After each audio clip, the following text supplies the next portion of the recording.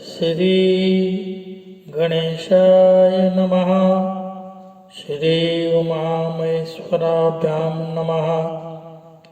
श्री शिवाय नमस्तुभ्यं। भगवत चर्चा में भगवान जगन्नाथ के नीलमणिमय विग्रह का वर्णन करता हूँ। इंद्रद्युम्न के पास नारद जी का जाना और भक्ति एवं भक्त के स्वरूप का विवेचन कि भक्त कौन है और भक्ति कैसे हैं उनकी, इसका विवेचन नारद जी के द्वारा किया गया। आज कथा में यही भेद और विभेद का वर्णन करता हूँ।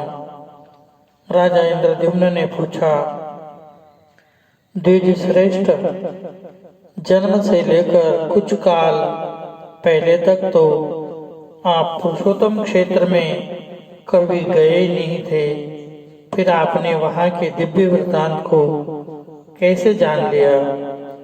विद्यापति ने कहा, राजन, मैं संध्या के समय पुरुषोत्तम तीर्थ में भगवान नीलाचलवासी विष्णु के समीप पहुंचा था। उस समय वहां दिव्य सुगंध युक्त वायु चल रही थी। आकाश मार्ग में देवताओं का सम्मिलित शब्द सुनाई पड़ता था। वहां विश्वावसु नामक सबर मेरा मित्र है। उसने दिव्य उपहार, भोजन तथा ये माला मुझे प्रदान की थी। कभी मलिन न होने वाली ये बहुमूल्य माला लक्ष्मी तथा राज्य का सुख प्रदान करने वाली है और दरिद्रता एवं पाप का संहार करने वाली है। इसलिए इसे आपके योग्य समझकर मैं यहाँ ले आया हूँ। भगवान विष्णु का वह उत्तम क्षेत्र सब ओर से घने जंगलों से व्याप्त है। नीलाचल उसकी नाभि केंद्र स्थान है। लंबाई और चौड़ाई में वह वर्ग के हिसाब से 5 कोस का बताया गया है। तीर्थराज समुद्र के तट पर उसकी स्थिति है और वह सब ओर से स्वर्णमयी बालुका द्वारा आवर्त है। पर्वत के शिखर पर एक बहुत ऊंचा वटवृक्ष है जो प्रलय काल में भी स्थिर रहता है। उसकी लंबाई 1 कोस की है। वह फूल और फल से रहित तथा पल्लवों से सुशोभित है। सूर्य के हटने पर भी उसकी छाया में कोई परिवर्तन नहीं होता। उसके पश्चिम रोहिणी नाम से प्रसिद्ध कुंड है। वह जल का उद्गम है। उसमें उतरने के लिए नील पत्थरों की सीढ़ी उसकी शोभा बढ़ाती हैं। कुंड के बाहर चारों दिशाओं में स्फटिक मणि की 4 वेदियां हैं। पाप राशि का संहार करने वाले पवित्र जल से भरा हुआ वह कुंड बड़ा ही मनोरम है। कुंड की पूर्व दिशा में जो वेदी है उसके मध्य भाग में शंख चक्र गदाधारी इंद्र नीलमणि में भगवान विष्णु विराजमान है। वह स्थान वटवृक्ष की छाया पड़ने से सदा शीतल बना रहता है। भगवान का वह विग्रह 81 अंगुल ऊंचा है और स्वर्णमय कमल के ऊपर स्थित है। उस श्री विग्रह के मुखचंद्र से तीनों प्रकार के तापों का निवारण होता है। भगवान के दोनों नासिका पुट तिल के फूलों के समान शोभा धारण करते हैं। प्रस्तरमयी मूर्ति होने पर भी भगवान के अधर पर मुस्कान की छटा रहती है। हंसी से खिले हुए युगल कपोलों द्वारा टोडी बहुत सुंदर दिखाई देती है। मुंह के दोनों कोने ऐसे दिखाई देते हैं मानो और किसी मूर्ति के मुख कोण वैसे कभी बने ही नहीं है। हास्ययुक्त अधर, कपोल, टोडी और मुंह के सुंदर कोने आदि को धारण करने वाले भगवान माधव विश्वकर्मा आदि शिल्पियों के लिए आदर्श बने हुए हैं। मकराकार कुंडलों से सुशोभित दोनों कानों के द्वारा भगवान का मुखचंद्र गुरु और शुक्र के मध्य भाग में स्थित पूर्ण चंद्र का उपहास कर रहा है। गले के सुंदर आभूषणों से शोभाजनक कंठ प्रदेश के द्वारा भगवान अपना दर्शन करने वाले पुरुषों के चित्त में दक्षिणावर्त शंख से मुक्तामणि के प्रकट होने की आशंका उत्पन्न करते हैं। उनके कंधे मोटे और चौड़े हैं। घुटने तक की लंबी 4 भुजाएं हैं। वक्षस्थल पर स्वच्छ एवं निर्मल हार शोभा पा रहा है। दिव्य कौस्तुभ मणि में पड़े हुए प्रतिबिंब के रूप में मानो वे 14 भुवनों को धारण करते हैं। गहरे नाभि रूपी सरोवर में प्रविष्ट हुई सूक्ष्म रोमावलियों के कारण भगवान का श्री विग्रह बड़ा मनोहर प्रतीत होता है। गले में लटकता हुआ हार त्रिवली के मध्य भाग तक का स्पर्श करता है। मोती की माला कमर के पास तक लटकी हुई है। वे पीतांबर से सुशोभा पाते हैं। दोनों भुजाएं 2 खंभों के समान जान पड़ती है, मानो वे मोक्ष के मंगलमय धाम में जाने के लिए बाहरी द्वार के आश्रय हो। भगवान के दोनों चरण गोलाकार घुटनों, पैरों तक लटकती हुई वनमाला तथा रत्नमय कड़ों से शोभा पाते हैं। विहार, कंकण, भुजबंद और मुकुट आदि से विभूषित हैं। भगवान अपने चारों हाथों में क्रमशः चक्र, पद्म, गदा और शंख रूप में परिणित ज्ञान, अहंकार, ऐश्वर्य तथा शब्द ब्रह्म वेद राशि को धारण करते हैं। भगवान जगन्नाथ संपूर्ण दिशाओं को प्रकाशित करते हुए नीलाचल के शिखर पर विराजमान है, जिनका दर्शन करके भक्तिपूर्वक प्रणाम करने से मनुष्य देहबंधन से मुक्त हो जाता है। भगवान के वाम पार्श्व में भगवती लक्ष्मी वीणा बजा रही है। उनकी दृष्टि भगवान के मुख की ओर है। वे संपूर्ण लावण्य का निवास तथा समस्त अलंकारों से विभूषित है। जगत के पिता और माता भगवान विष्णु और भगवती लक्ष्मी दोनों उस पर्वत पर निवास करते हैं। मैंने उन दोनों का दर्शन किया। वे दोनों मौन भाव से बैठे हैं और अपनी मुस्कुराती हुई दृष्टि से दर्शन करने वाले प्राणी पर कृपा की वर्षा करते हैं। दीनों पर दया करने के कारण मैंने उन्हें चैतन्य रूप ही माना है। उनके पीछे अपने फणों का छत्र लगाए भगवान शेषनाग खड़े हैं और आगे सुदर्शन चक्र को दिव्य शरीर धारण करके खड़े हुए देखा है। सुदर्शन के पीछे गरुड़ जी हाथ जोड़े खड़े हैं। इस प्रकार अद्भुत रूप धारण करने वाले साक्षात लक्ष्मीपति भगवान विष्णु का दर्शन करके मेरा मन बार बार उन्हीं की ओर दौड़ रहा है, मानो कोई इसे रस्सियों में बांधकर अपनी ओर खींच रहा हो। तीर्थ स्थान, तप, दान, देवयज्ञ और व्रतों के द्वारा भी कोई वैसे दिव्य रूप में भगवान का दर्शन नहीं कर सकता।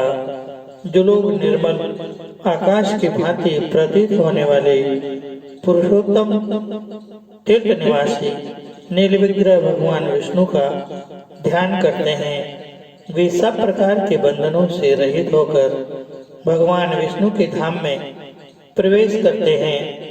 जिसने नीलाचल नाथ भगवान का दर्शन कर लिया है, वही दानी, वही यज्ञकर्ता, वही सत्यवादी, वही धर्मात्मा तथा वही संपूर्ण गुणों से श्रेष्ठ और समस्त जगत में महान है। राजन, वहाँ जगदीश्वर माधव के जो सेवक है, उन्हीं से मैंने भगवान की इस महात्म्य का परिचय प्राप्त किया। वहाँ आदि सृष्टि की परंपरा से चला आता हुआ पुरातन एवं सुप्रसिद्ध आख्यान सुनकर मैं यहाँ आया हूँ। महाराज, आपकी ही आज्ञा से श्री पुरुषोत्तम का दर्शन करके वहाँ का सब वृत्तांत आपसे निवेदन किया है। अब आपकी जैसी इच्छा हो वैसा करें। इंद्रद्युम्न बोले, भगवान, आपका वचन मेरे लिए सर्वथा विश्वसनीय है। आपके मुख से भगवान के पापहारी स्वरूप का वर्णन सुनकर तथा इस दिव्य प्रासाद माला का संयोग पाकर मैं कृतकृत्य हो गया। अनेक जन्मों में उपार्जित मेरी समस्त पाप राशि आज नष्ट हो गई। अब मैं भगवान लक्ष्मीपति के दर्शन का अधिकारी हो गया। सर्वतो भावेन वहाँ की यात्रा करूँगा और इस राज्य में बढ़ी हुई समृद्धि के द्वारा पुरुषोत्तम तीर्थ में निवास स्थान, नगर और दुर्ग बनवाऊंगा। भगवान विष्णु की प्रीति के लिए 100 अश्वमेध यज्ञों का अनुष्ठान करूंगा और प्रतिदिन सैकड़ों उपचारों से श्रीनाथ जी की पूजा करूंगा। व्रत, उपवास और नियमों द्वारा जगतगुरु भगवान को प्रसन्न करूंगा, जिससे वे मुझ संतप्त प्राणी को अपने वचनामृत से अभिषिक्त करेंगे। भगवान नारायण दीनों पर अनुग्रह करने वाले हैं। इस प्रकार राजा इंद्रद्युम्न श्रद्धा और भक्ति से भगवान जगदीश्वर की स्तुति कर रहे। इतने में ही संपूर्ण भवनों को देखने की उत्सुकता रखने वाले देवर्षि नारद वहां आ पहुंचे। विष्णु भक्तों में श्रेष्ठ ब्रह्मपुत्र नारद जी को आते देख राजा सहसा उठकर खड़े हो गए और पाद्यार्घ्य आचमनीय निवेदन करके उन्हें उत्तम आसन पर बैठाकर प्रणाम पूर्वक हाथ जोड़कर बोले, आज मेरे संपूर्ण यज्ञ, दान, स्वाध्याय और तप सफल हो गए, क्योंकि मेरे घर पर ब्रह्मा जी की द्वितीय स्वरूप देवर्षि नारद कृपा पूर्वक पधारे हैं। मुने, आपने यहाँ तक आने की कृपा की है। इतने में ही यद्यपि मैं कृतार्थ हो गया हूँ, तथापि आपकी प्रसन्नता के लिए आपकी क्या सेवा करूँ, आपकी किस आज्ञा का पालन करूँ, कौन सा प्रयोजन लेकर आपने मेरे इस घर को पवित्र किया है। भक्ति और विनय से सनी हुई राजा की ये कोमल वाणी सुनकर नारद जी ने मुस्कुराते हुए कहा, नरश्रेष्ठ, तुम्हारे निर्मल गुणों से ब्रह्मा आदि संपूर्ण देवता, सिद्ध और मुनि अत्यंत प्रसन्न है। तुमने बहुत अच्छा निश्चय किया। हजारों जन्मों के अभ्यास से नीलाचल गुहा निवासी भगवान माधव में भक्ति होती है। परम बुद्धिमान ब्रह्मा जी ने उन्हें भगवान जगदीश्वर की आराधना करके इस सृष्टि का निर्माण किया और पितामह की पदवी पाई है। तुम भी उन्हीं के वंश में उत्पन्न हुए हो, अतः भगवान के प्रति तुम्हारी ऐसी भक्ति होनी उचित ही है। पग पग पर दुख और संकटों से व्याप्त इस संसार रूपी वन में भटकते हुए मनुष्यों के लिए एकमात्र भगवान विष्णु की भक्ति ही सुख देने वाली है। ये संसार एक समुद्र है जहाँ कोई भी सहारा देने वाला नहीं है। सुख दुख आदि द्वंद्वों की प्रचंड आंधी से इसमें सदा तूफान आता रहता है। इस कारण ये अत्यंत दुस्तर है। इस भवसागर में डूबे हुए मनुष्यों के लिए भगवान विष्णु की भक्ति ही नौका मानी गई है। एकमात्र माता भगवती विष्णु भक्ति चक्र का आश्रय लेकर संतुष्ट रहने वाले साधु पुरुष कभी शोक नहीं करते। राजन, देहधारियों की जो बड़ी भारी पाप राशि है वह विष्णु भक्ति रूपी महान दावानल में पतंगों का भांति जल जाती है।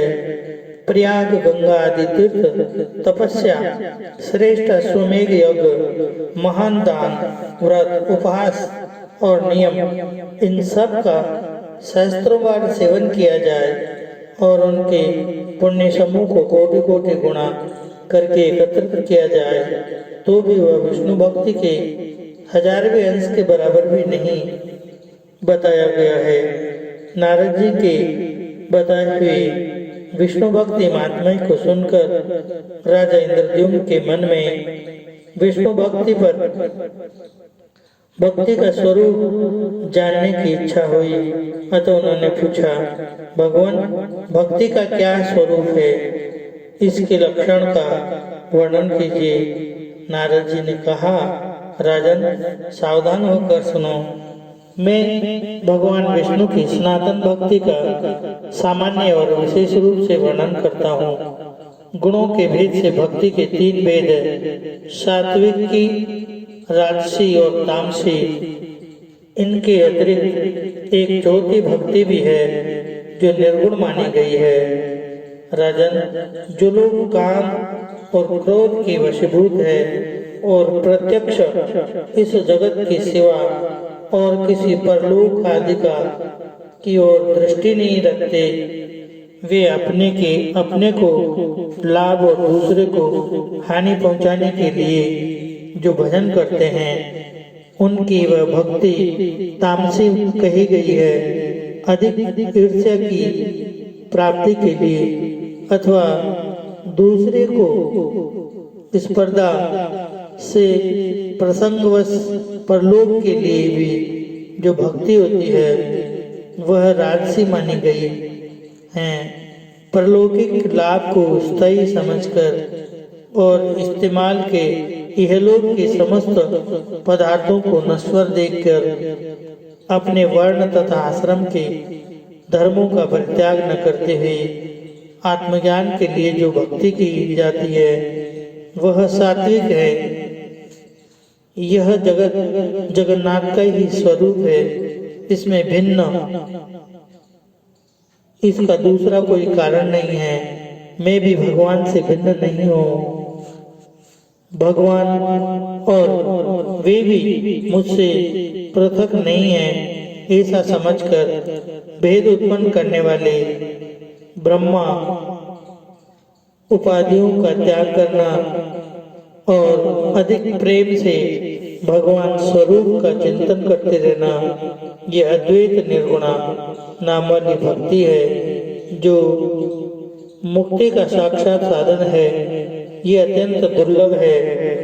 अब मैं भगवान विष्णु के भक्तों का लक्षण बतलाता हूँ, जिनका चित्त अत्यंत शांत है, जो सबके प्रति कोमल भाव रखते हैं।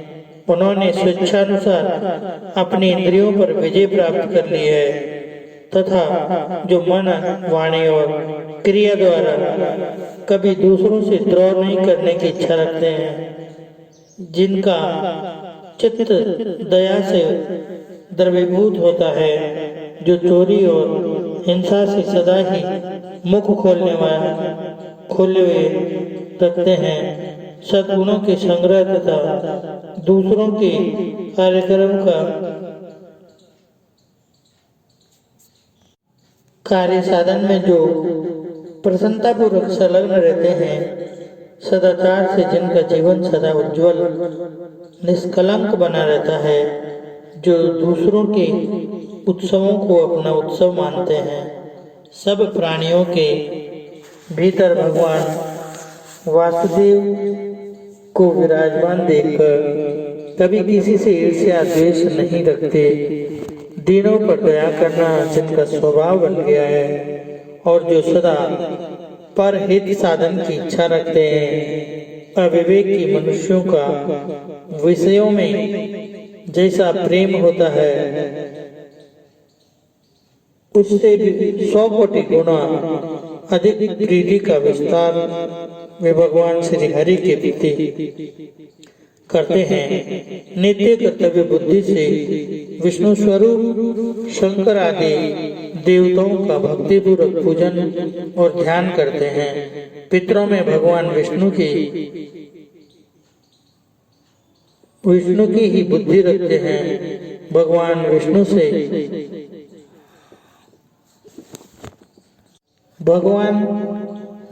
से भिन्न दूसरी किसी वस्तु को नहीं देखते। समष्टि और व्यष्टि सब भगवान के ही स्वरूप है। भगवान जगत से भिन्न होकर भी भिन्न नहीं है। हे भगवान जगन्नाथ, मैं आपका दास हूँ। आपके स्वरूप में भी मैं हूँ, आपसे पृथक कदापि नहीं हूँ। जब आप भगवान विष्णु अंतर्यामी रूप से सबके हृदय में विराजमान है, तब सेव्य अथवा सेवक कोई भी आपसे भिन्न नहीं है। इस भावना से सदा सावधान होकर भी ब्रह्मा जी के द्वारा वंदनीय युगल चरणारविंदों वाले श्री हरि को सदा प्रणाम करके उनके नामों का कीर्तन करते हैं। उन्हीं के भजन में तत्पर रहते और संसार के लोगों के समीप अपने को तृण के समान तुच्छ मानकर विनयपूर्ण बर्ताव करते हैं। जगत में सब लोगों का उपकार करके जो कुशलता का परिचय देते हैं, दूसरों के कुशल क्षेम को अपना ही मानते हैं। दूसरे का तिरस्कार देखकर उनके प्रति दया से द्रवीभूत हो जाते हैं तथा हृदय से कल्याण की भावना करते हैं। वे ही विष्णु भक्त के नाम से प्रसिद्ध है, जो पत्थर, परधन और मिट्टी के ढेले में पराई स्त्री और कूटशाल मली नामक नरक में मित्र, शत्रु, भाई तथा बंधु वर्ग में समान बुद्धि रखने वाले हैं। वे ही निश्चित रूप से विष्णु भक्त के नाम से प्रसिद्ध है, जो दूसरों की गुण राशि से प्रसन्न होते और पराये धर्म मर्म को ढकने का प्रयत्न करते हैं। परिणाम में सबके सुख में सुख देते हैं। भगवान में सदा मन लगाते रहते तथा प्रिय वचन बोलने हैं।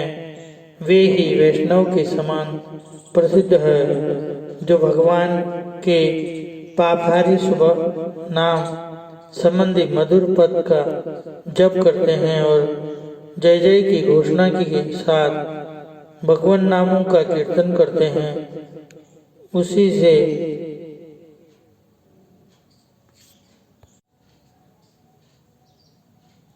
पापहारी शुभ नाम संबंधी मधुर पद का जप करते हैं और जय जय की घोषणा के साथ भगवान नामों का कीर्तन करते हैं। वे अकिंचन महात्मा वैष्णव के स्वरूप में प्रसिद्ध है, जिनका चित्त श्री हरि की चरणारविंदों में निरंतर लगा रहता है, जो प्रेमाधिक्य के कारण जड़ बुद्धि सदृश्य बने रहते हैं। सुख और दुख दोनों ही जिनके लिए स्वतंत्र है, जो भगवान को पूजा कर वे ही वैष्णव के नाम से प्रसिद्ध है। मद और अहंकार गल जाने के कारण जिनका अंतकरण अत्यंत शुद्ध हो गया है, अमरों के विश्वसनीय बंधु भगवान नरसिंह का यजन करके जो शोक रहित हो गए हैं, ऐसे वैष्णव निश्चय ही उच्च पद को प्राप्त होते हैं। भगवान में सदैव उत्तम भक्ति रखने वाले भक्तों के शुभ चरित्र और लक्षण का वर्णन मैंने तुमसे किया है। यह मनुष्य के कानों में पड़ते ही उनके चिर संचित मल का नाश करता है।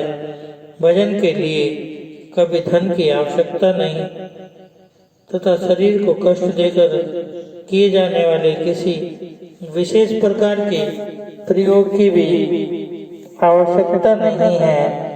मृदुल मंद स्वरों से वाणी के द्वारा भगवान के नामों का कीर्तन होता रहता है, तो मैं उसी को भजन मानता हूँ। संपूर्ण मन में भगवान के दास्य भाव का ये चिंतन होना चाहिए। किंतु जो मनुष्यों के शुभ आचरणों से भी द्वेष करते हैं और स्वयं अपने चित्त को दुराचार में ही बांधे रखते हैं, बड़े भारी मंगल को पा सकते भी निश्चित रहते हैं और सदा ऐश्वर्य तथा विषय भोग के संपूर्ण में ही सुख का अनुभव करते हैं। वे मनुष्य वैष्णव नहीं हैं, वे तो बहुत ही निम्न श्रेणी के मनुष्य हैं। अपने हृदय रूपी कमल में विराजमान परमानंदमय श्री हरि के स्वरूप का जो क्षण भर भी चिंतन नहीं करते, उन्मत्त भाव से कैसे बैठे रहते हैं और अपने झूठ वचनों के जल से भगवान के नामों को निरंतर आच्छादित किए रहते हैं, वे भी भगवान के भक्त नहीं हैं। जिनके मन में पराई स्त्री और पराई धन के लिए सदा लोभ बना रहता है, जो कर्पण बुद्धि वाले हैं और जो सदा अपना ही अभिष्ट करने के लगे रहते हैं, वे नर पशु विष्णु भक्त से सर्वदा रहित हैं। जो निरंतर दृष्टि पुरुषों के साथ भगवान रहते हैं, दूसरों का तिरस्कार और हिंसा करते हैं, जिनका स्वभाव अत्यंत भयंकर है तथा जो महान नरसिंह के चरणों के चिंतन से विरक्त रहते हैं, उन मलिन मनुष्यों को दूर से ही त्याग देना चाहिए।